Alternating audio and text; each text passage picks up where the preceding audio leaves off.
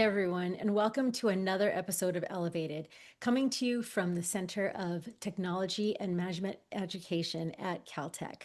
This is where we explore the intersection of technology, leadership, and project management.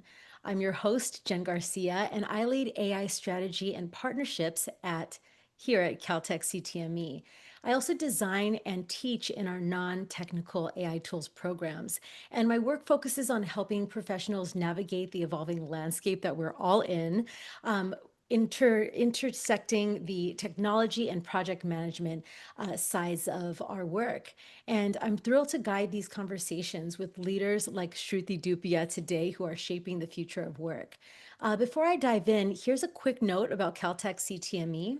We are Caltech's Executive Education Center, and we specialize in bringing together three powerful sources of expertise: world-class instructors and researchers from Caltech's labs and industry practitioners, who are leading major programs across aerospace, tech, healthcare, entertainment, and beyond.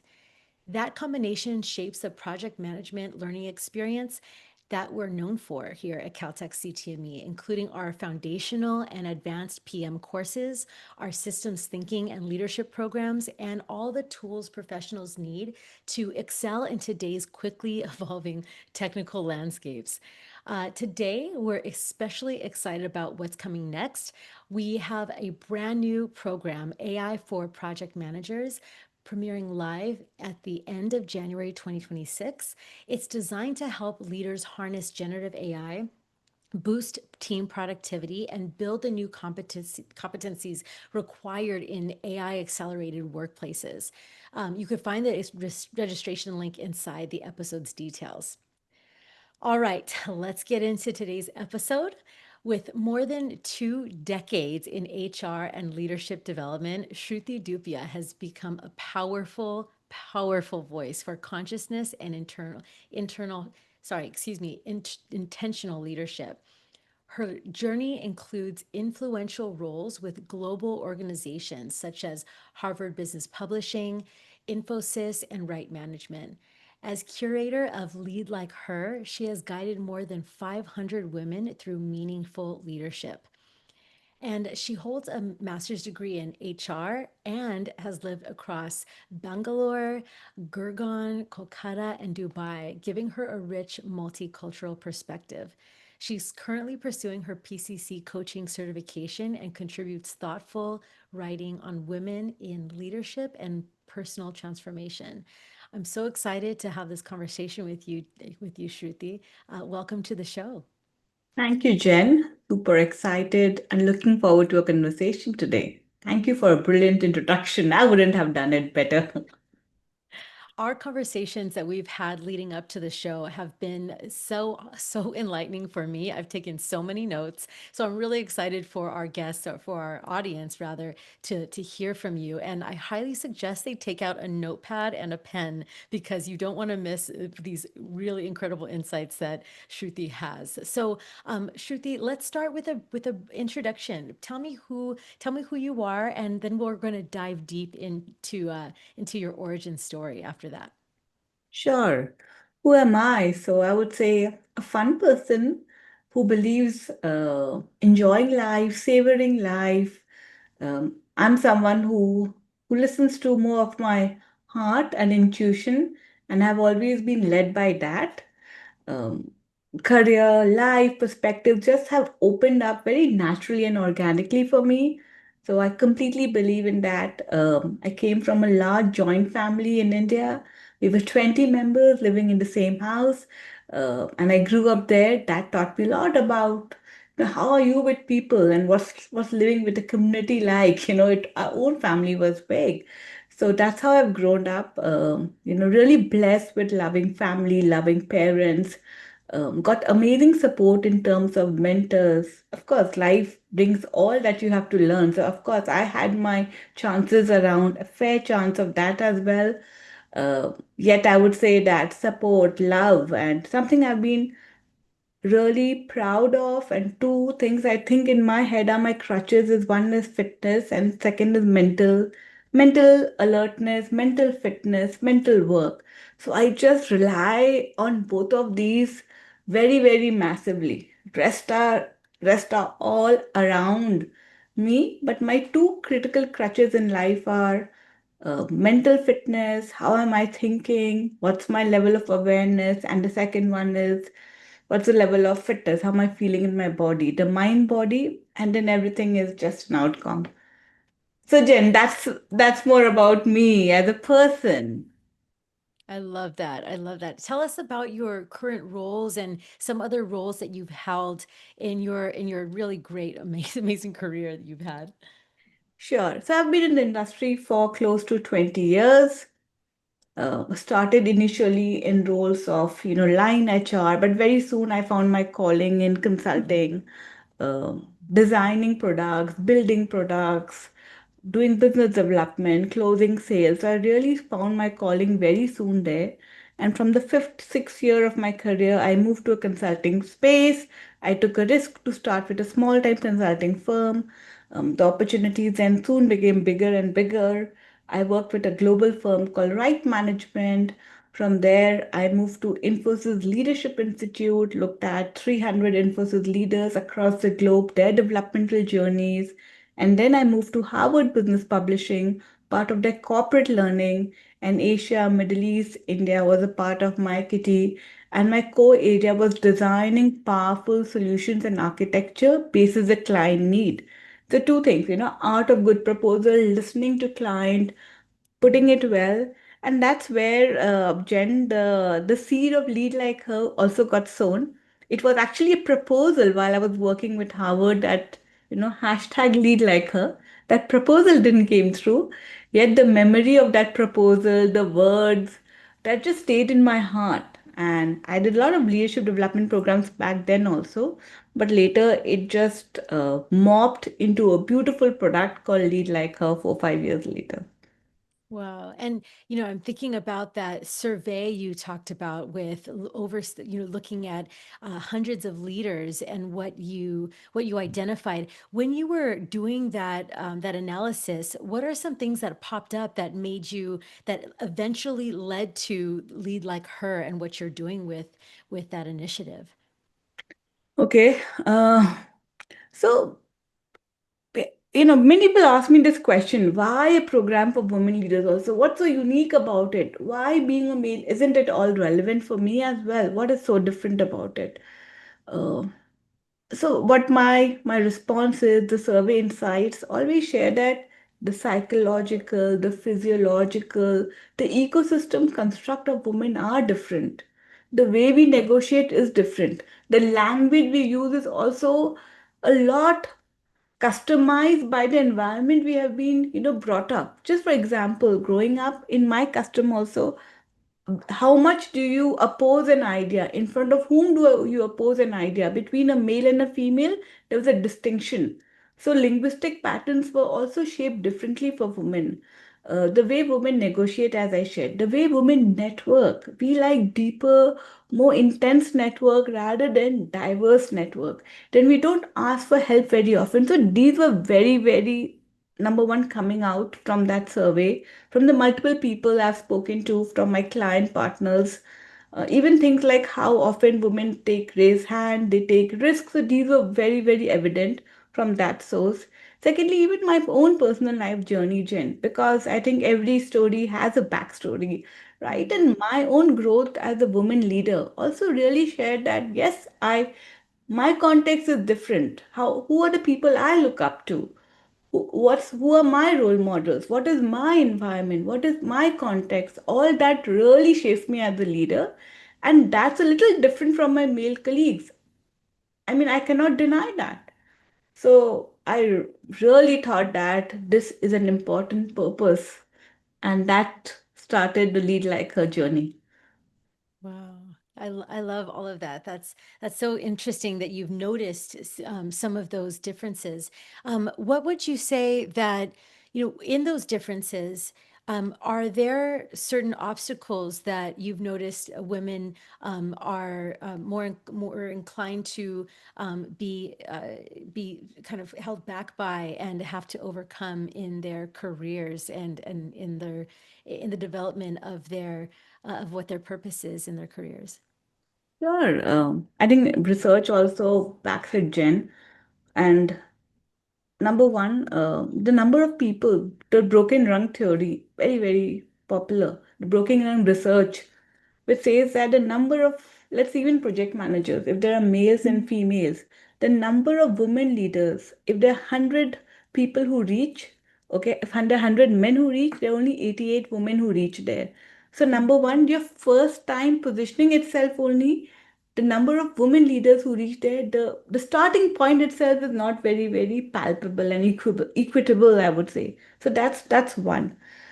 Secondly, important milestones of women life, and that's I think across the globe, childbirth, marriage, and then a personal choice as how one balances it and who takes when, and when do we return back, especially with, let's say, things like childbirth, like, and even while I was working with Infosys, I recall doing an entire work around performance management system and women post a return from the maternity break, because many times the ratings are just either average or she was not available for 8 9 months, but the rationale to see it is she was the period she worked, give her the rating for that. But the bias is so predominant, data clearly backs up. That's another way, Jen.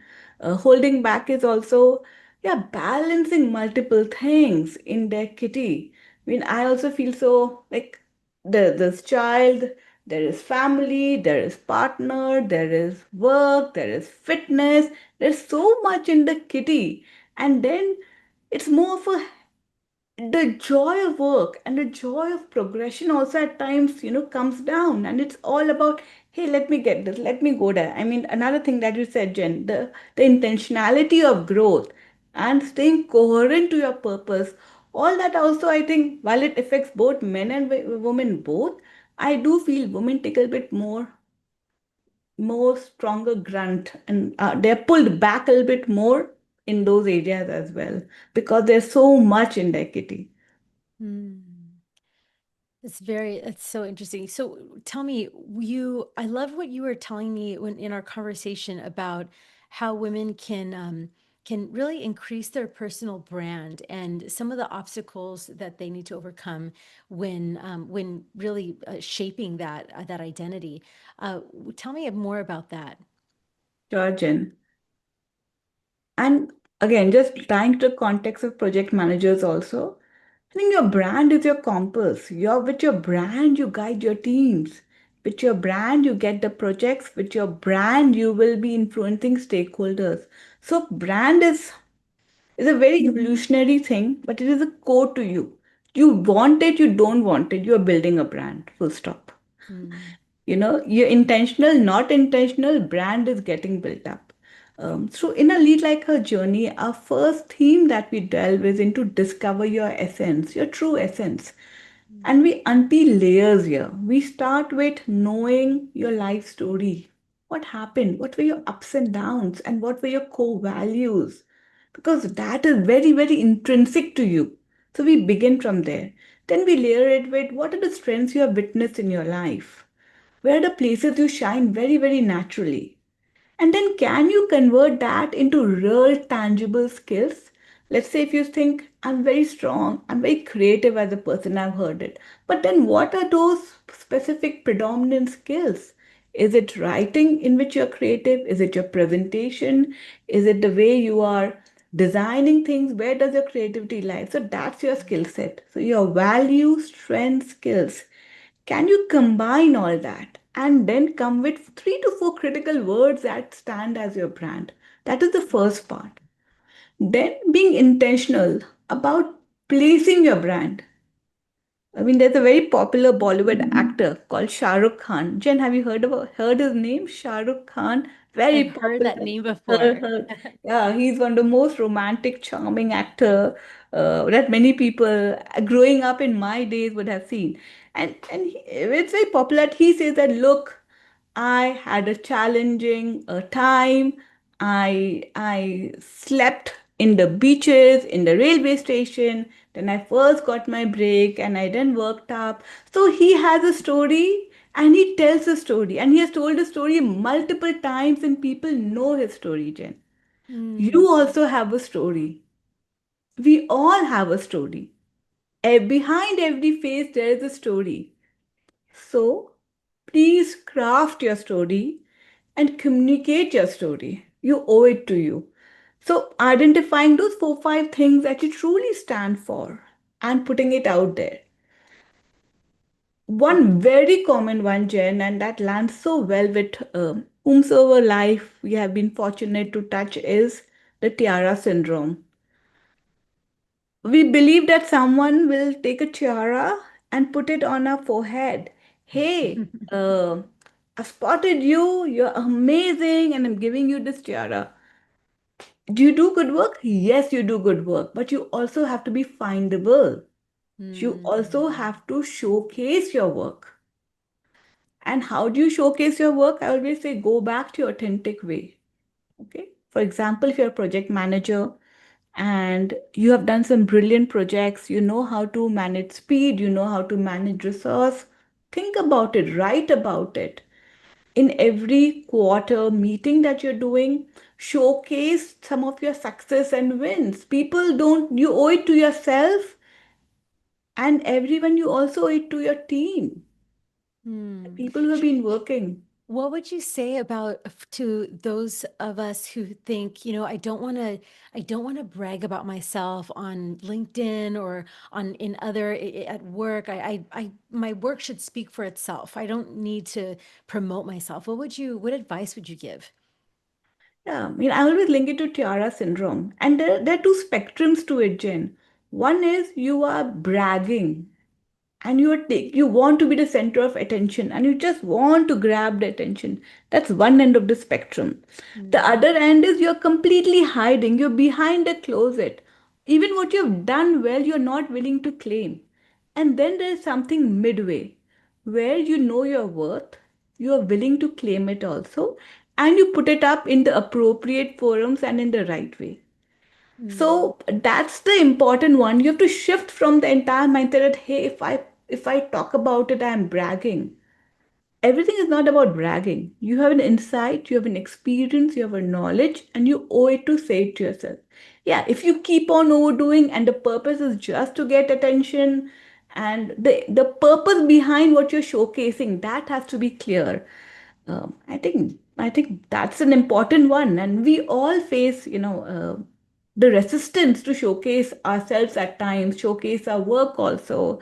Self-doubt creeps up. So behind that, not willing to showcase our work, there are multiple layers. One mm. end could be, hey, do I just want attention and I'm doing it? Secondly, hey, am I resisting showing? There's work involved to showcase your work also. There's work involved to put yourself out there. So are you willing to cross that and do it in the appropriate manner? Is very, very powerful. It truly does take work to do that, especially because when reflecting on what you've done, that takes time and thought, and then writing it down, and then editing it, and making sure that it's appropriate for the audience. I know that when I'm creating my LinkedIn posts, it takes me about an hour to write every one of my LinkedIn posts. And that's because I'm thinking back about what happened. I'm reflecting. I'm making sure that I'm tagging everyone involved. And I'm making sure that I'm being accurate in what I wanted to take away. And I'm thinking about, the brand and the Gen brand, for instance, and then all those I want to highlight in the work I'm doing. So it takes a lot of time. And one thing I've Yeah. noticed is that a lot of people are using AI tools to generate their brand marketing, and they're not taking the time to have that boredom, the deep work, that reflection that it takes in doing that. Tell me your thoughts about the necessity of having that deep work. Oh, I'm a firm believer in that, Jen. Um, Mm, and especially even in lead like her. If your plates are too full and you want to do this and this and this and you want to multitask, you really need to know that your level of awareness is low. mm, Take a sword and do it at one go, one time, and do it brilliantly. Now, to do that, you need to prepare, and that's what deep work gives you. The entire concept of Cal Newport's slow productivity and deep work. I mean, the entire thing really talks about staying with the idea, going under layers, being distraction free, inculcating that, and having interacted with so many leaders. I think that is a very core essential ingredients, and everyone is missing out on that. mm. The The pings, the this distraction. thing, the distraction, yes, absolutely. Knowing what you want to do, chunking out hours for that, a couple of hours in a week, a couple of hours in a month, in a slow, progressive manner, taking out time for your focus work is absolutely so soulful. Besides everything, I'll leave in productivity aside. It's Yeah, so soulful, number one. It helps you to think, it helps you to go deep. And trust me, it's a muscle that we have to build now. It's it's it's a muscle that we have lost and we have to build around that now. Just absolutely. And talking a little bit around, a couple of other, just linking to your brand area, Jen, and just yeah. taking a little forward. We also talk in our sessions of women for Lead Like Her is about linguistic patterns, and that's a very interesting one. And I thought it makes sense to bring that out. Yes. Um, a woman and the choice of language. There is work done by Deborah Taney, and if you look at the research, and she has looked at multiple choices of words that women are using. So overall, over a period of time, the amount of word that we use as hedges, like I think you can do this, or you might want to think about doing this. Okay, rather than a little bit being more direct, that I recommend you to do this.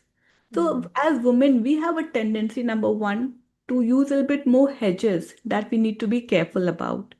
mm, Number two, our language at times is not very, very certain. The power of a language is we are very collaborative in a language. We take people along. And our roles also have been more of nurturers, more of caregivers, and that's the ecological evolution from which we have, of course, we have been born, raised, or whatever. We have seen it over the years. That was our role. So that's why a language is a little bit more collaborative, and that's brilliant. That's the power of a language.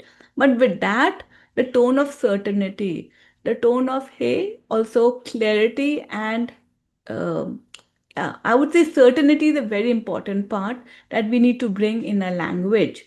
That's a very, so we make people do an entire exercise and also do something like break up with a few words. So there's a breakup jar, and people then break up with few words. Another one is sorry. Is sorry a powerful word? Yes, use it when you really, really mean it. But at the drop of the hat, are you always putting yourself in a bit of a defensive, apologetic, doubtful position by very quickly using sorry and not coming with power? And one of the things I ask is, how do you relate with power? Is power positive or is power negative? What's the equation with power? Start getting comfortable with power. Even all the project managers, like they own the power to lead the projects very, very well. And hence the language is also the project's language. And the more certainty, the more clarity, the more directional, clarity that they provide in the language using it will be really make a difference in their world.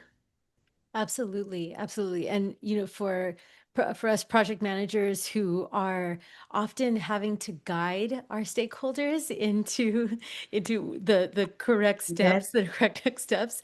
Number one, we do need to have that language that is that, like you said, more direct. And I think that it would be great if we could, it's like that doesn't work when we're on a time sensitive project, we're trying to meet the deadlines, etc.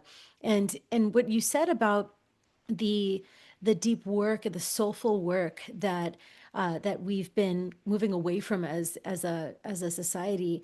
It's you're right that it's so not only integral to us as humans, but also, with that management project management focus, without having that peace within ourselves, it'll be super difficult to have empathy and have that listening ear and manage those all the complex projects that we have going on.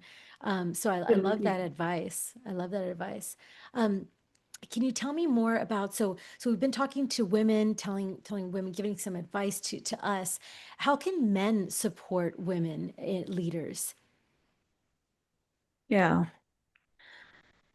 So one of my favorite line, it takes an ecosystem to make things mobilize, okay? Mm, And men play a very, very crucial role. And I've seen a clear shift, Jen. A lot of programs that we have anchored, uh, males become very strong allies in our leadership journeys. The lead like her journey, male becomes a very critical anchor. So in most of the places where we go, necessarily it's not a program of for the female, by the female, to the female.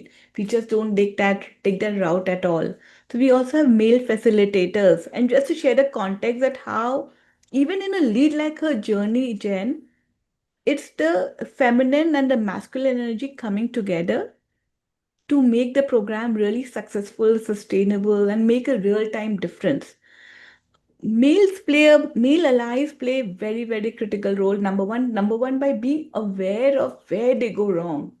Very simple things. And I was reading a post yesterday. A lot of administrative tasks by default are given to women even today. mm, Could you order a cake, please? We are doing this. Could you just, of course, in the era of AI, you don't have to write notes, but there were days when women were asked to, hey, could you, unconsciously, the bias was women are better in this, let's give them to do this. But by just loading them with administrative tasks, you are removing the opportunities where they could do more visible, more strategic work. mm, That's just one example, but the multiple biases that run, okay, that men have to be very, very aware about. How do they think about the choices women are taking about marriage, children, career location? You do not decide for them. That's a big one. You ask them, and you do not make a biased opinion about it. That hey, just this stage, and hence I think it may not be right for her to do this project, or it may be not, the volume will be too high. No, you speak to her, understand her, and at times provide that support to her. I mean, those are the ways in which males can be very, very powerful allies.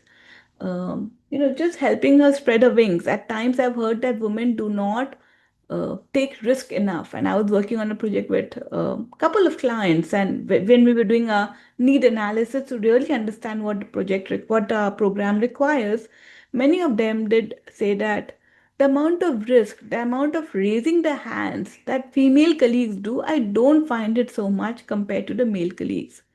So you mm, have to encourage them. Because women per se, the entire perfection biased, that till the time I'm 100% ready, that's the time I'll raise my hand and say, I'm ready for this. But no one is ever ready. Literally, no one is ever ready. So that's the time as male colleagues you have to anchor them, support them that no, I think you are. You should raise your hand. You will do well. I see this in you. You can do it. Small ways of, it says, right? It's not a big stroke. It is these small strokes and these small cuts that really brings biases happen. So these are multiple ways. Being in some forums, understanding these issues, listening to women about it, that's another way males can be strong allies in the support. And finally, if they spot someone else doing something wrong, if they spot, for example, there's a word called man speaking as well, man speaking.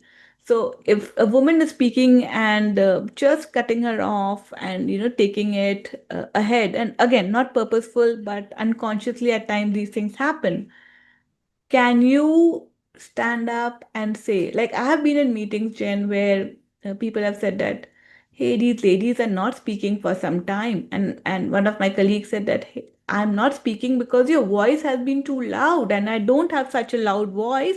That was a heated place, and that was, there were arguments building up. But after a point of time, two of us were quiet, and one male noticed it and said that, why are you not speaking? And I said that, look, the voices, the decibels are too much too high for me to cope up with as well. So all these small ways in day-to-day life, be it at home, be it at work, be it at community, it's all about being aware of some of it, willing to keep checking. I mean, and we say, right, you can never be bias free. It's very, very natural to have some biases. It's so subconscious. Yet keep identifying them, keep moving up your levels. I'll take a pause, but Jen, that's my experience. I love that anecdotal story of of the level of voices even being an issue.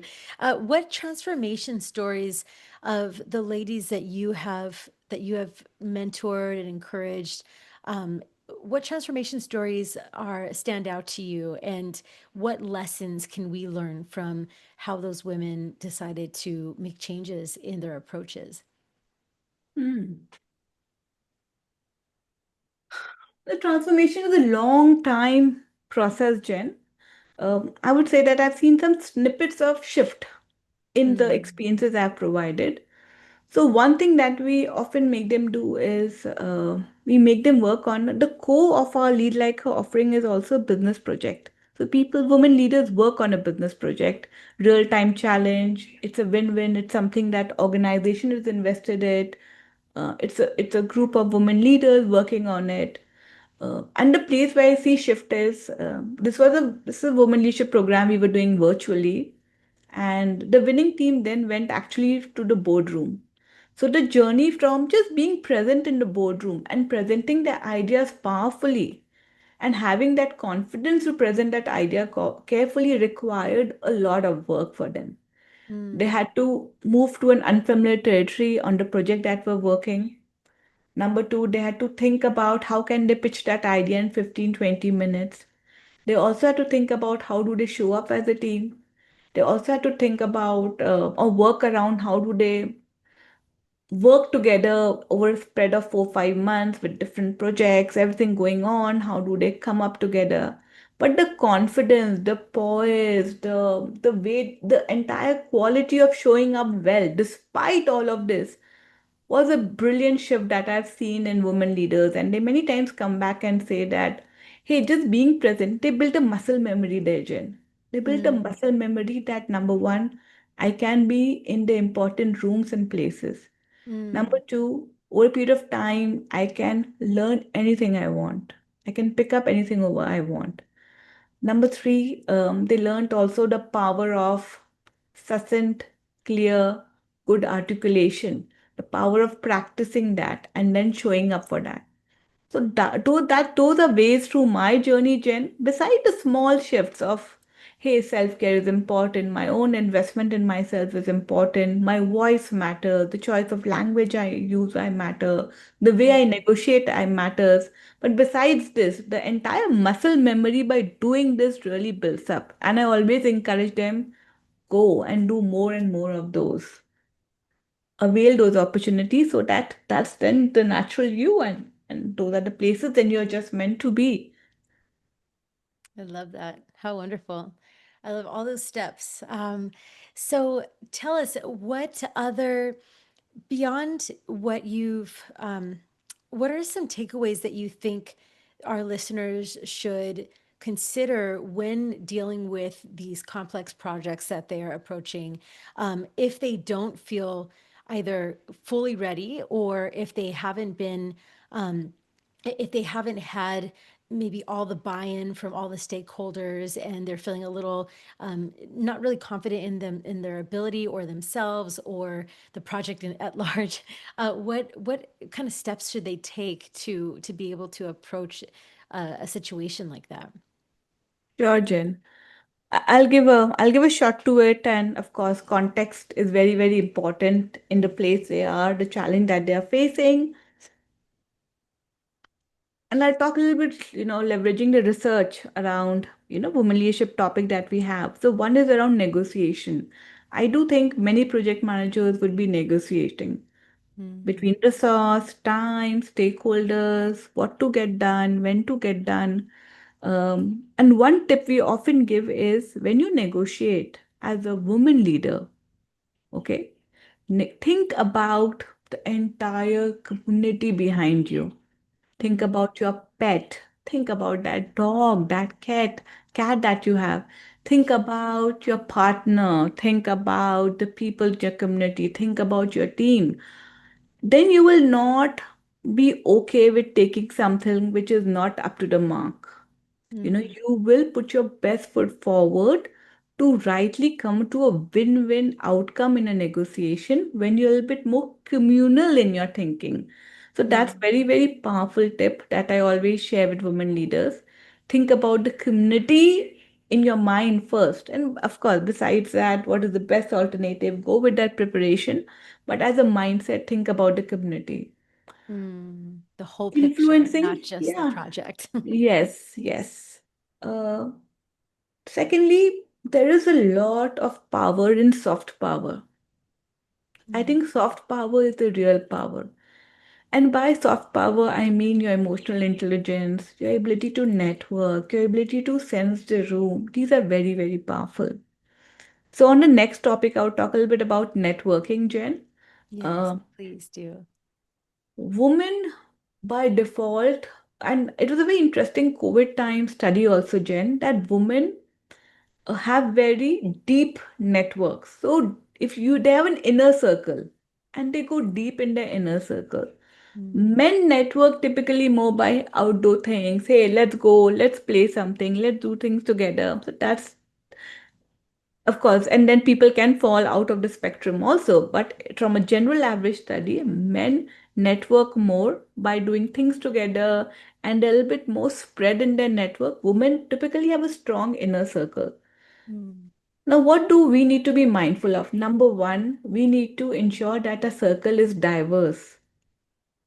Do not necessarily hang out with the diversity of your network will give diversity of your thinking, will give you diversity of connections. You can tap into different nodal chords if you have a diverse network. Let's say if a doctor, you have an architect in your network, you have someone from a media industry. I purposefully got someone from an advertising industry in my network. I was working in Harvard days, Jen, and I had to think about solid proposals. So in my own head, I was, hey, it'll be great to have a friend who is from an advertising background and bounce up because he will tell me to think about the proposal as a king and a queen, as a villain, and I mean all those things, the hero storyline, which I wouldn't think naturally myself. So having a diverse pool of network really, really helps. Secondly, do not hold back from asking from support from your network. That's another important one. Men typically, by naturally, I mean, data also shows that they can make, they're okay with transactions in their network. We as women are not very okay with transaction. That's the beauty of a network, and hence all MLM, multi-level marketing, run on women. Our core, deeper relational network is our strength. Play with that strength, but add to the layer of have a diverse network, uh, maintain it. I mean, I believe in quality over quantity. So maintain some of your network. Look at the ebb and flow of relationships. Some network will come, some will flow out, some will again come, but you anchor on a few and keep moving with it. mm. So I would say networking, Jen. We discussed about negotiations, emotional intelligence in handling this. Be Right. there, be aware, and we can connect it with the entire thing of deep work, slow work. I have this agenda and I'm meeting there. I have this agenda, yet I'm fully present. I'm seeing my people. I'm seeing how they're expressing. I'm seeing what they are feeling. I'm connecting with them. Mm, I'm not just blindly living with my agenda. Just using all these just changes your game. mm, I mean, another one I always say is along with your to-do list, have your to-be list as a project manager. Today, I will be more intentional. I will be more aware of the facial expressions of my colleague when I am having a meeting with them. Today, I will take more pauses and I listen to every word someone is saying. So those are your being with that. You're operating from your being, and of course, you have your long to-do list, which is always there. Yes, indeed. I love that. Have a to be list. Wonderful. Tell me tell me more about how our audience can learn more about Lead Like Her, and what are some offerings involved with what you are with this wonderful initiative? Sure, Jen. So we do have a program coming up in partnership with Caltech. It's an online offering. So post January, that will be available for all of you. It will be close to an 8-hour online learning module. So you will have an access to that. We will dive deeper into each of it. There would be applications. There'll be moments you'll get to reflect. You'll see scenarios. So more in-depth insight on this. So that will be available. We have an website called leadliker.online. uh, Please go and visit there. There's a community there. Feel free to join. We keep hosting sessions, we keep hosting discussions, we keep sharing insights. And there's also a LinkedIn page of Lead Like Her. So if you type Lead Like Her, you'll also get it on the LinkedIn.